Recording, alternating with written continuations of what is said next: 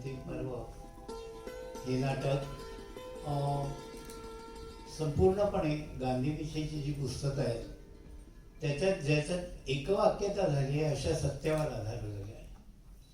नाटककार आपल्या कल्पनेने काही प्रसंग निर्माण करतो, तसे यात काही केलेले नाही.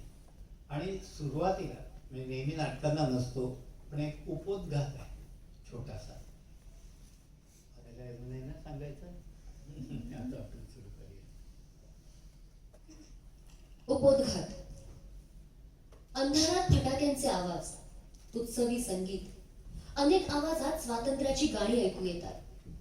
अचानक एक किंकाळी, तिच्या पाठोपाठ अनेक किंकाळ्या, रडारड, हिंसक आवाज, मारो साले को, तुकडे तुकडे करा इत्यादी. हिंदी मराठी अशा संमिश्र पण एकाच भाषेत. अत्याचाराच्या, स्त्रियांच्या विनवण्या, बालकांचे रडणे, आक्रोश. हा भीषण हलकल्लोळ चालू असताना अधूनमधून स्वातंत्र्य उत्सवाची उत्साही गाणी बजावणी देखील ऐकू येतात. आणि एकाएकी प्रकाश झोतात बापूजी उभे दिसतात, अत्यंत व्यथित, दुःखी. पार्श्वभूमीतील आवाज हळूहळू मंदावत जातात. प्रकाश झोत किंचित विस्तारतो. तेव्हा दिसतो बापूंच्या शेजारी उभा असलेला सुधीर घोष. नमस्कार करतो बापू. मी सुधीर घोष. आपल्याला न्यायला आलोय. कुठे? दिल्लीला. उद्या 15 ऑगस्ट आपला पहिला स्वातंत्र्य दिन, त्याच्या उत्सवासाठी. उत्सव तर सगळीकडेच चालू आहे, इथं कलकत्त्यात देखील. पण मी आश्चर्य करत राहिलोय, असा देश असू शकतो का जिथे एकाच वेळी प्रचंड प्रमाणावर रक्तपात होतोय, हिंसेनं कळस गाठलाय, स्त्रियांवर अत्याचार होत आहेत, हजारो माणसं मारली जात आहेत, मृत्यूचं तांडव चाललंय. तिथं त्याच वेळी माणसं आनंदोत्सव साजरा करतायत, गाणी बजावणी करतायत. मनानं इतका दुभंगलेला देश असू शकतो या भूतलावर? दुर्दैवानं असं झालंय खरं. इंग्रजांनी देश सोडून जाताना देशाचे 2 तुकडे केले. मुस्लिम लीगचे बॅरिस्टर जिना साहेब आणि लियाकत अली साहेब यांना त्यांचा पाकिस्तान मिळाला. पंडितजी सरदार पटेल यांना स्वतंत्र भारत मिळाला. पण बापू, आपण हे कसं होऊ दिलं? या विभाजनातून मला लांबच ठेवलं तुझं सुधीर. गेली 2-3 वर्ष मी काँग्रेस पासून दूर आहे. त्यातून लॉर्ड माउंटबॅटननी मला या चर्चेतून जाणून बुजून वगळलं, कारण माझा पहिल्यापासून फारलेला कट्टर विरोध होता. मी कायम विचारत आलो की धर्माच्या मुद्द्यावर देशाचं विभाजन कसं करता येईल. कळवळून सांगत होतो ते लाखो लोकांचं स्थलांतर करू नका, त्यानं रक्तपात होईल, प्रचंड प्रमाणावर हिंसाचार घडेल. पण या म्हाताऱ्याचं अरण्य रुदन ऐकतो कोण? सगळे मला मान देतात, पण वेळ पडली की सोयीस्करपणे बाजूला ठेवतात. घरच्या कार्यात सगळे सर्वात वडीलधाऱ्या माणसाच्या पाया पडतात, पण तो नसला तरी कुठलंही कार्य अडून राहत नाही. तीच अवस्था आहे माझी. मी खूप पिकलेलं, आता कधीही गळून पडेल असं जीर्ण शीर्ण पिंपळ पान आहे सुधीर. समजून बापू, सुधीर, एक सांगतो ते, जवान म्हणतो की फाळणी नाकारली असती तर दुसऱ्या स्वातंत्र्य युद्धाला तोंड फुटलं असतं. मग अशक्य होतं काही लढाई लढणं? जवान म्हणतो हो, अशक्यच होतं. कारावासातून बाहेर पडलेले बहुसंख्य काँग्रेसजन आता वयस्कर झाले, बरेच जण व्याधीग्रस्त आहेत. एवढा पहाडासारखा सरदार वल्लभभाई, पण त्याची तब्येत अलीकडे चांगली नसते. मीच त्याच्यावर निसर्गोपचार करत असतो ना. मग कोण लढणार होतं हे दुसरं स्वातंत्र्य युद्ध? एकटे तुम्ही पुरेसे आहात बापूजी. पहिलं स्वातंत्र्य युद्ध तरी कोणाच्या बळावर लढलं गेलं? खरंय, बरोबर आहे तुझं. जवाहर काहीही म्हणू, पण हे युद्ध मी लढणार आहे. बापू, माझा हा लढा फाळणी विरुद्ध असेल. इंग्रजांनी आणि स्वकीयांनी आपला देश दुभंगला, तो आपल्याला परत जोडायचा आहे. माणसांची मनं पुन्हा सांधायची आहे. कलकत्त्यात काल परवा द्वेषाचा आगडो उसळला होता. आज इथं हिंदू मुसलमान एकमेकांना मिठ्या मारून 15 ऑगस्ट साजरा करतायत. मी धर्माधर्मातला रक्तपात थांबवेन, परत शांती नांदेल असं पाहिजे. त्या शांतीसाठी संघर्ष करीन. मग त्यातच मला मरण आलं तरी आनंद आहे. करेंगे या मरेंगे. बापू, डॉक्टर राजेंद्र प्रसाद आलेत. नमस्कार. नमस्कार. हा कसला कारखाना काढलाय? काही नाही, रिकामपणचा उद्योग. रिकामपणचा? तुम्हाला कधीपासून रिकामपण मिळायला लागलं? मनूची तब्येत बरी नाहीये वाटतं. मी रामलल्लाला गाराणं घातलंय की माझं आयुष्य हिला देऊन टाक. बापू, काहीतरीच काय बोलता? हम्म. डॉक्टर साहेब, मी तुमच्यासाठी लिंबू पाणी घेऊन येतो. सावली सारखी असते बेटी माझ्या बरोबर. ते भाग्यच आहे तिचं. बोला, दिल्लीतली एकूण परिस्थिती काय आहे? तेच सांगायला आलो होतो. बापू, दिल्लीत पुन्हा जातीय दंगली सुरू झाल्यात. हे राम. काल मोठाच धुमाकूळ झाला. मग पोलिसांना अश्रुधूर सोडावा लागला. त्यामुळे परिस्थिती अधिकच चिघळली. रामलल्ला, तुझ्या मनात तरी काय? हा वणवा कधी विझणार आहे की नाही? त्यातून कोणीतरी अफवा पसरवली की लवकरच पाकिस्तान भारताशी युद्ध पुकारणार आहे. युद्ध? जन्मल्यापासून अवघ्या 4 महिन्यात युद्ध? ही फक्त अफवा आहे. पण हे वर्तमानपत्रांना कळेल तर ना. ते लगेच ही बातमी म्हणून छापून मोकळे. युद्धाची वार्ता अफवा असेल, पण त्यातून हिंदू मुसलमानामधलं वैर तर दिसून येतं ना. ते शमेल तेव्हाच भारत जगण्यालायक होईल. प्यारे भाई, प्यारे भाई. प्यारेलाल येतो, सुमारे 50शीचा. काय झालं बापू? चक्कर येते वाटतं त्यांना. प्यारेलाल आणि मनू दोघे मिळून त्यांना आसनावर बसवतात. त्यांची धांदळ उडालेली, पण बापू त्यांना हात दाखवून थांबवतात. मांडी घालून बसतात आणि राम नावाचा जप करू लागतात. प्यारे भाई, बोलण्याचे खूप श्रम होतात त्यांना. पण सगळे अशा काही बिकट परिस्थितीत येतात की त्यांचं सांत्वन करण्यासाठी बोलावंच लागतं. तेवढ्यात उघड्या दारात सरदार वल्लभभाई पटेल उभे. बापू कामात आहेत का? राम नामाचा जप केला, आता एकदम ताजा तवाना झालोय. बापू, सरदार पटेल आले. नमस्कार बापू. नमस्कार. टेलिपथी, शुद्ध टेलिपथी. आता या क्षणी मला गृहमंत्र्यांशी बोलायची निकड होती. मला कल्पना आहे, घडतंय ते गृह खात्याला शोभादायक नाही. आत्ताच एक मौलवी येऊन गेली. सारी मुस्लिम जमात भयभीत झाली आहे. मशिदींची तोडफोड झाली आहे. काही मध्ये हिंदू निर्वासितांनी आपल्या मूर्ती ठेवून देवळं तयार केली आहे. काळजीच करू नका. 7 दिवसाच्या आत बिगर मुस्लिमांना मशिदीतून बाहेर पडायला लावतो. नाही निघाले तर पोलीस त्यांना खेचून बाहेर काढतात. तसं नको, तसं नको. धार्मिक स्थळात पोलिसांची कारवाई कशाला? त्यापेक्षा हिंदूंनी स्वतःहूनच आपण ठेवलेल्या मूर्ती बाहेर काढून मशिदी पहिल्यासारख्या करायला हव्या. शिवाय काय? सरदार, आपल्या पोलिसांवर जनतेचा विश्वास नाही का असावा? आपण पोलीस अधिकारी निवडले ते हिंदू निर्वासितांमधून. पाकिस्तानात घरदार सोडून आलेले लोक मुसलमानांवर सूड घेतल्याशिवाय राहतील? आहे खरा मोठाच पेच. आपलं फरक विसरून सर्वांना देशासाठी एकजुटीनं काम करावंसं वाटलं तर कितीतरी प्रश्न सुटतील. साम्यवाद नको, समाजवाद नको, हवा फक्त मानवतावाद. भारतानं पाकिस्तानला त्यांचे 55 कोटी रुपये परत केले का? मुसलमानांना खुश करण्यासाठी नाही. भारत इतकं मोठं राष्ट्र केवळ कुणाला तरी खुश करण्यासाठी निर्णय घेत नाही, पण आत्मशुद्धीसाठी केलेल्या या उपोषणामुळे सरकारला आधी केलेल्या ठरावापलीकडे जाता आलं. कायद्याहून मोठं काय असतं? न्याय. आम्ही केलं ते न्यायाचं केलं. आता पाकिस्ताननं स्वतः कुठे चुकतोय तपासून बघावं, चुका सुधाराव्या. का असं म्हणतात ते?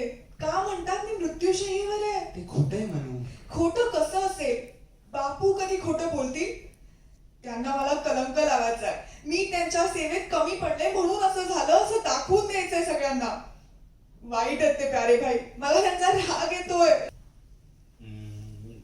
म्हणून माझा चष्मा हे घ्या. सर्वांनी सह्या केलेल्या दिसत नाहीयेत यावर. हो, आम्ही सर्वांशी संपर्क साधला होता. त्यांना त्यांच्या सह्यांचं महत्व देखील पटवून दिलं. तरीही काही हिंदुत्ववादी संघटनांचे सभासद सभेला गैरहजर राहिले. त्यांच्या सह्या नाहीयेत त्यावर. ठीक आहे, त्यांना दुसरी कामं असतील. उद्या परवा कधीही चालेल, पण सर्वांच्या सह्या मिळवण्याचा प्रयत्न करा, सर्वांच्या. घाई करू नका. 19 100% संघटनांचं परिवर्तन व्हायला हवं. जी हमी तुम्ही मला देताय ती अगदी अस्सल हमी, ती मिळवा. मला जगवण्यासाठी कसलीही घाई करू नका. मी मरणार असेल तर मला मरू द्या. जय श्रीराम. छायाप्रवेश. उपोषणातून वाचला तरी तो आपल्या हातून मरेल. सत्य अहिंसेचा त्याचा आक्रोश कायमचा थांबेल. बरं का बडके, आम्ही दोघे विमानानं दिल्लीला पोहोचतो. कॉनॉट सर्कस मधल्या मरीना हॉटेल मध्ये राहतो. खोटी नावं धारण करून हा एम देशपांडे, मी S Deshpande. M Deshpande, S Deshpande, Deshpande Deshpande. बडगे, रातोरात रेल्वेने निघा. आमच्या पाठोपाठ दिल्लीला हजर व्हा. खरं नाव देऊ नका कुठेही कोणालाही. सगळा व्यवहार खोट्याचाच होईल. सत्याचा बिमोड असत्याने होईल. सत्याचा बिमोड असत्यानेच होईल. सगळे एकदाचे दिल्लीत जमलो. आता करूया शुभ कार्याला सुरुवात. कार्य पार पाडण्यास श्री समर्थ आहेच. मुळीच न घालवता वेळ चला बिर्ला हाऊसला. या आलिशान बंगल्यात राहतो तो गरिबांचा कैवारी. सेक्रेटरींना भेटायचंय. अशी गेट किपरला मारू थाप की तो आत जाईल आपोआप. आपला रस्ता मोकळा. चला बिर्ला हाऊसच्या पिछाडीला. ती प्रार्थनेची जागा. इथेच बसून करतो पुढ्या देशाची दिशाभूल. सत्यहिंसेच्या मारून वेटकं भूल थापा. पहा पहा त्या पाठीमागच्या भिंतीतल्या सोयीस्कर फटी, ज्यांच्या मधून सहज झाडता येईल रिव्हॉल्वर. मरीना हॉटेल खोली नंबर 40. तो बघा नथुराम पडलाय आरामात खाटेवर. नथुराम उठ, कामाला लाग. झोपून चालायचं नाही.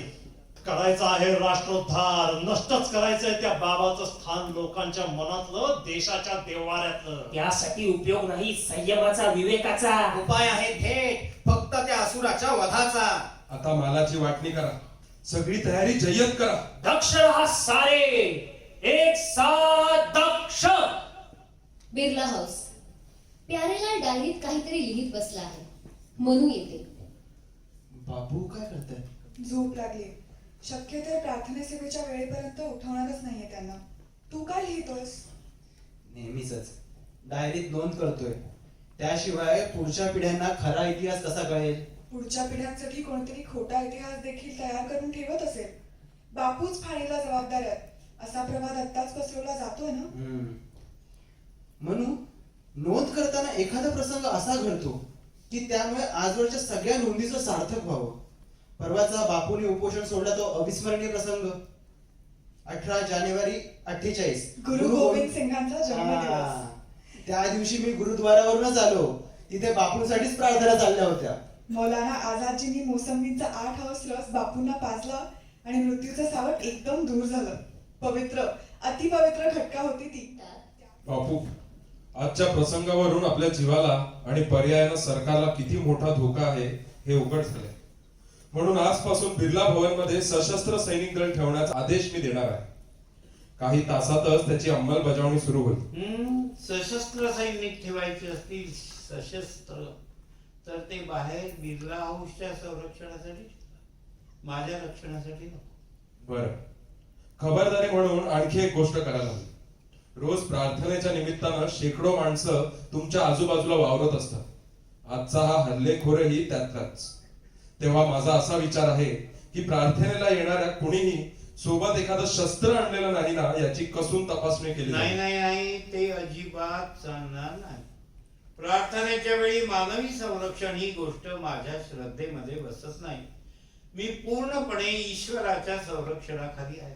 तुम्ही म्हणता तशा सुरक्षेला संमती देणं ही त्या श्रद्धेची विटंबना.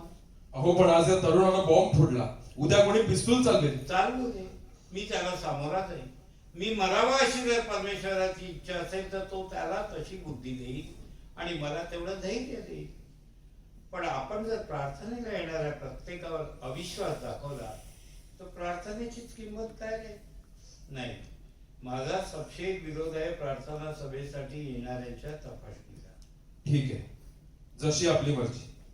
आता नशिबावर विश्वास ठेवणं एवढंच आमच्या हाती. उद्या काही वेडवाकडं झालं तर जनता गृहमंत्री म्हणून मला जबाबदार धरेल. तेव्हा जे काय द्यायचं ते उत्तर मी देईन. पण आपल्या मनाविरुद्ध मात्र कुठलीही गोष्ट मी करणार नाही. अगदी आपल्या संरक्षणासाठी नाही. येतो आम्ही. सरदार पटेल आणि बिर्ला दोघेही बापूंना नमस्कार करून निघून जातात. प्यारेलाल त्यांच्या सोबत जातो. क्षणभराने बापू, खरंच का प्रार्थनेला येणाऱ्या कोणाचीही तपासणीची गरज नाही? अजिबात नाही. आज बॉम्ब फोडण्याचा प्रयत्न होऊन सुद्धा? अगं, आजचा धमाका हा परमेश्वरानं माझ्या जागृतीसाठी घडवलाय. माझ्यावर येणाऱ्या भावी प्रसंगासाठी माझ्या आणि तुमच्याही मनाची तयारी करायची आहे त्याला. मला वाटतं की तुमचा आजचा अपघात टळला म्हणजे आता तुम्ही तुमच्या इच्छेप्रमाणे 1400 वर्ष जगाल. हो, आणि या सगळ्या काळात तूच असशील माझ्या बरोबर. आजच्यासारखी सचोटीनं, निस्वार्थीपणानं आणि निर्भयतेनं मला सांभाळ. बापू, तुम्ही मला नेहमी इतक्या वर चढवता की वाटतं कधीतरी मी त्या उंचीवरून एकदम खाली खोल दरीत कोसळेन. का नेहमी नेहमी अशी कसोटी घेता माझी? तुझी म्हणूनच घेतो, इतरांची नाही घेणार. कारण मी तुझी आई आहे, खरी खुरी आई. तुझ्या मांडीवर डोकं ठेवून मी हसत हसत मरणारा सामोरा आहे. नका ना वर्णाचं काही बोलू. म्हणून तू ती कविता म्हण ना, गुरुदेव टागोरांची. कुठली? ती नवाखालीच आपण पदयात्रा काढली तेव्हा म्हणायचीच ती, ऐकला चालो रे. त्या पदयात्रेत केवढा आधार वाटायचा तुझ्या त्या कवितेचा. म्हणते. गुरुदेव टागोरांची एकला चालो रे ही कविता मनू म्हणू लागते. छायाप्रवेश. माती खाल्ली रे, माती खाल्ली, या बडक्यानं माती खाल्ली. सगळं काही जमलं होतं. मदनलालनं गडबड उडवली, तारांबळ झाली. तीच वेळ होती रिव्हॉल्वर झाडण्याची. पण त्या बडग्याला धीर नाही झाला. सगळा प्लॅन फुकट गेला. उलट मदनलाल फशी पडला, अचूक पोलिसांच्या हाती लागला. आता त्यांना काय सांगतो न काय नाही, सारं काही दैव हाती. जंगलात फोडून हात बॉम्ब सारा पुरावा आपण नष्ट केला. तरीही आता दिरंगाई नको. हत्तीला आता उशीर नको, हत्तीला आता उशीर नको. मथुराम, आलो आपण दिल्लीला. होय आपटे, सुरुवात करूया शुभ कार्याला. वाट पाहू संध्याकाळ होण्याची, म्हाताऱ्याच्या प्रार्थनेचा धरू शुभ मुहूर्त. असेल का तिथे काही चेकिंग बिकिंग पोलिसांचं? ऐकलंय की सरकारनं देऊ केलं संरक्षण, पण म्हाताऱ्याचा अनाठाई आत्मविश्वास विलक्षण. त्यानं नाकारली पोलिसांची मदत. तेव्हा आता अजिबात घाबरायला नको. हत्तीला आता उशीर नको, हत्तीला आता उशीर नको. फार दिवस वाट पाहिली, महिने गेले, वर्ष गेली. म्हातारा जोवर खपणार नाही तोवर आपण जिंकणार नाही. तेव्हा एकदा शेवटचा करू प्रयत्न निकराचा. ह्यावेळी मात्र खासच होईल अंतबुद्ध्या सत्यासुराचा. त्या रात्री रेडिओवर श्रोते हो ऐका एक खुशखबर. करा आनंदोत्सव साजरा, मिठाई वाटा, म्हणा देश मुक्त झाला, या जगातून दुरात्मा गेला. आता फार वाट पाहायलाच नको. हत्तीला मुळीच उशीर नको, हत्तीला आता उशीर नको. बिर्ला हाऊस. बापू सूट कातत बसले आहेत. टेबलापाशी प्यारेलाल काहीतरी वाचत, क्वचित दुरुस्ती करत बसला आहे. झालं का वाचून? होतं चालेल. तुम्हाला परत बघायचंय? नको. तू वाचून बघितल्यावर मी परत बघायची गरज काय? त्यातून आपल्याकडे तेवढा वेळ तरी कुठे आहे? जवाहर कधी येईल ते न्यायला. त्याला तातडीनं हवं होतं म्हणून रात्री डोकं गरगरत असतानाही जागून लिहून काढलं. म्हणून म्हटलं बघ काही त्रुटी राहिल्यात का. त्रुटी नाहीत फारशा. It's almost perfect. काँग्रेसच्या नव्या संविधानासाठी हा आदर्श मसुदा आहे. आदर्श असेल, पण आज राजकारणात माझ्या आदर्शांना काही महत्व राहिले का? तरी म्हटलं काँग्रेसला सुधारण्याची सद्बुद्धी आठवली असेल तर सांगा 4 गोष्टी. मनू कुठे आहे? मनू, अगं मनू, कुठे गेली होतीस ग? तुमची ताडगुळ लवंगाची भुकी संपली होती, ती कुठून ठेवत होते. रात्री मध्येच खोकल्याची ढास लागली तर? छान छान. नंतरच्या कामासाठी आत्ताचा वेळ फुकट घालवायचा हे कुठलं शहाणपण? रात्री काय होईल आत्ताच कसं सांगणार? आधी मी रात्री असणारच आहे याची काय गॅरंटी? नाही. कशी गॅरंटी? ते 1400 वर्ष जगायचं ठरवलंय त्याचं काय? हे नुसतं बघण्यापुरतं. प्रत्यक्षात जग दिवसेंदिवस इतकं भीषण होत चाललंय. मला वाटतं मी तुमची काळजी घ्यायला अपुरी पडते.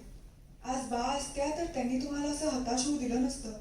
बा नसती तर मी बापू झालो नसतो. कायम साथ दिली तिनं मला आजूबाजूच्या अगदी वर्षावर. ही निष्ठा बायकांमध्ये उपजत असते बघ. आपल्या आश्रमामध्ये सुद्धा अशा थोर महिला कमी नाही. त्यांच्या निष्ठेकडे त्यागाकडे पाहिलं की आदरानं मान होते. पण बा ती तर सगळ्यांचीच आई, जगदंबा. क्षणभर शांतता. अचानक दोन दांडगट इसम आत घुसतात. प्यारेलाल पुढे होतो. बापू उठून उभे राहतात. त्यांचा तोल जातो. मनू त्यांना सावरते.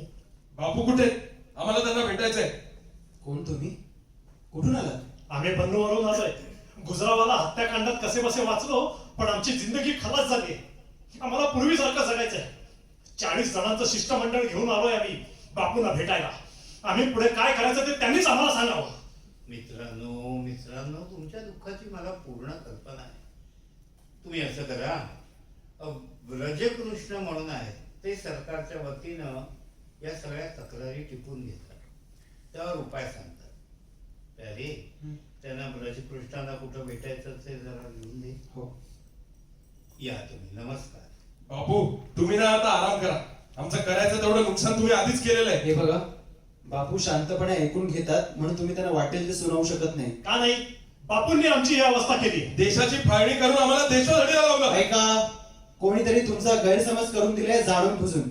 बापूंनी फाळणी केली नाही, उलट फाळणी होऊ नये म्हणून जीवाचा आटापिटा केला. त्यानंतरही पुन्हा पुन्हा देश चालण्याचा प्रयत्न केला. त्यासाठी उपोषणात प्राण पणाला लावले. आज तुम्ही दिल्लीत सुरक्षित आहात. बस, आम्हाला काही एक ऐकायचं नाहीये. आमची एवढीच प्रार्थना आहे की बापू आता तरी आम्हाला सोडा. आता तरी कायमचे निवृत्त व्हा. असं कोणीतरी येऊन सांगितलं म्हणून मी निवृत्त होऊ शकत नाही बाबा. मी फक्त परमेश्वराच्या आज्ञेनंच निर्णय घेतो. चालते वा, इथून चालते वा. हवं तर हिमालयात जा कायमचे, म्हणजे एकदाची कायमची शांती मिळेल आम्हाला आणि तुम्हालाही. नाही, इथे या आगीतच मिळाली तर मला शांती मिळेल, नाही तर जळून होरपळून जायलाही मी तयार आहे. माझे प्रयत्न चालले ते तुमच्या पुनर्वसनासाठीच. तुम्हाला वाऱ्यावर सोडून मी एकटा हिमालयात कसा जाऊ? दोघेही एकमेकात बोलत निघून जातात.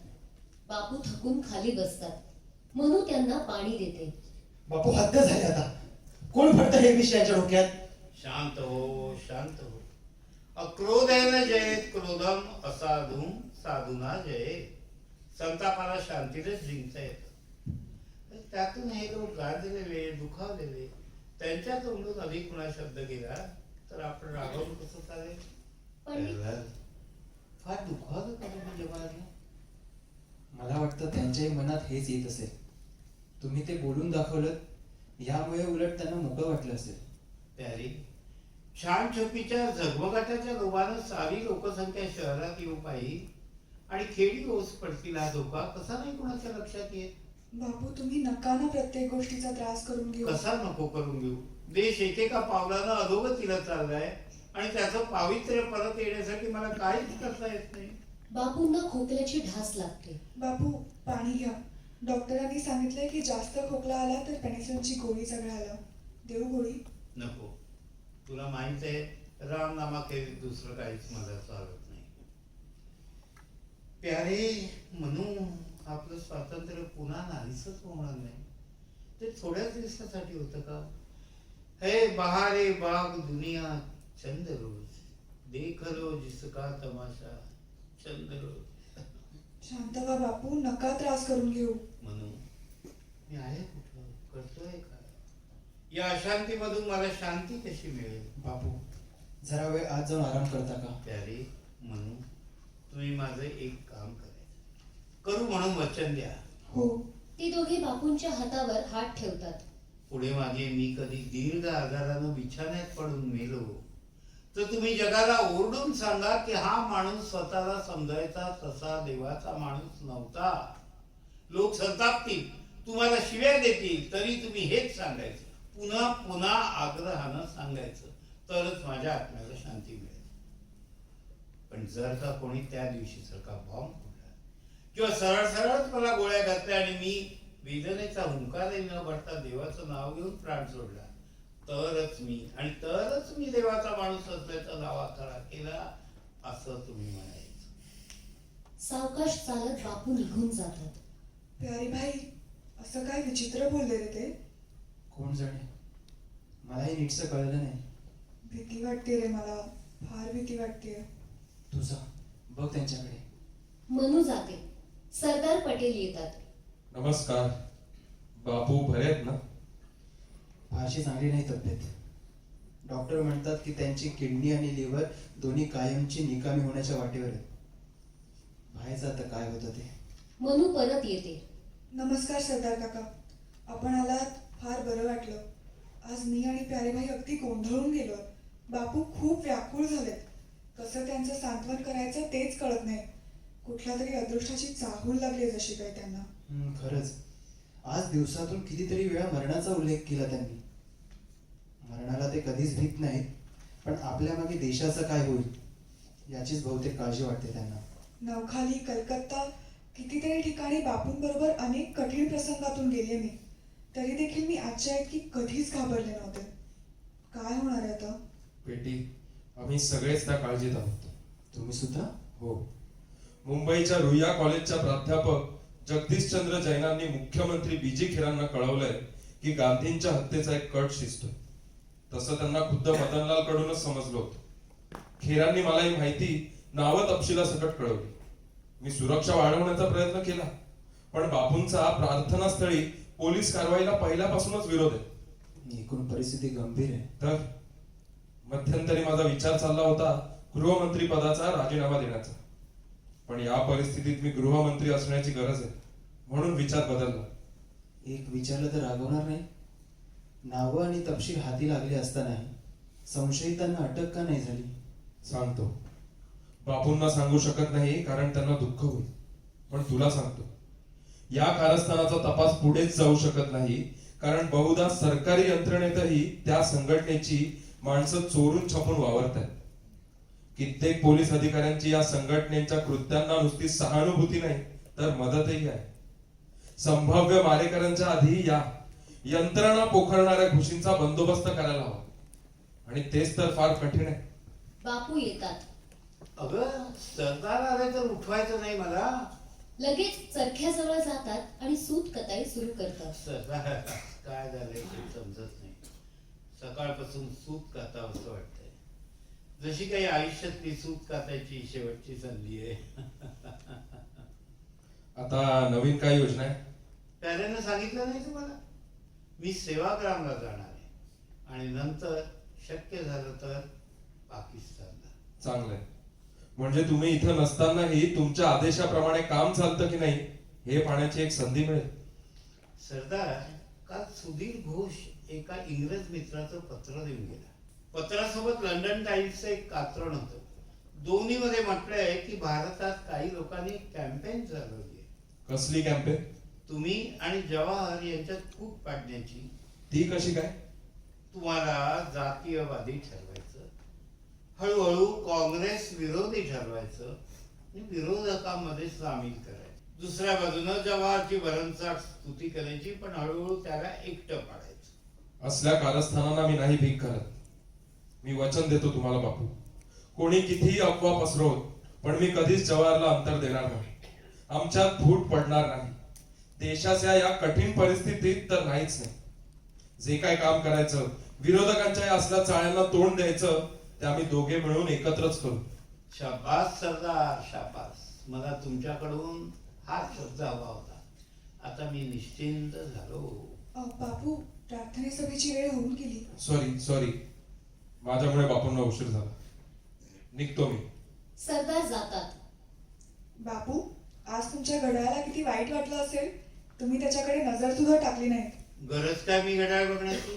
तू माझे टाइम कीपर आहेस ना. हो, पण तुम्ही टाइम कीपर कडे तरी लक्ष द्याल तर ना. तुमच्या सरदार काकांबरोबर महत्वाच्या गप्पा चालू होत्या. मग आम्ही तुम्हाला कसं डिस्टर्ब करणार? वाग, उद्या तू हॉस्पिटलमध्ये नर्स असलीस तर पेशंटकडे व्हिजिटर आलाय म्हणून इंजेक्शनची वेळ चुकवशील. लक्षात ठेव, दुसऱ्याला काहीही वाटो, आपण आपला धर्म सोडायचा नाही, तो नेहमी पाळायचा. आज बघ, चांगला 10 मिनिटं उशीर झाला. बापू, मनू आणि आभा दोघींच्या खांद्यावर हात ठेवून बाहेर पडतात. ते पायऱ्यांपाशी येतात. इतक्यात अचानक खाकी युनिफॉर्म घातलेला एक धष्टपुष्ट तरुण हात जोडून पुढे येतो. भाई, बाजूला व्हा, प्रार्थनेला आधीच उशीर झाला. पण तो तरुण इतक्या जोराने इसडा देतो की मनूच्या हातातून बापूंची माळ, पिंकदाणी आणि नोटबुक खाली पडतात. माळ उचलायला मनू खाली वागते. एवढ्यात एकामागून एक अशा 3 गोळ्या त्या तरुणाच्या हातातल्या पिस्तुलातून सुटतात. मोठा आवाज होतो.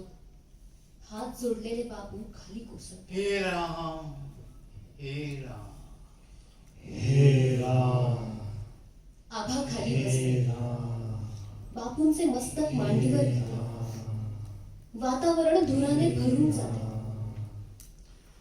बापूंच्या हे राम चे अनेक प्रतिध्वनी वातावरणात घुमत राहतात.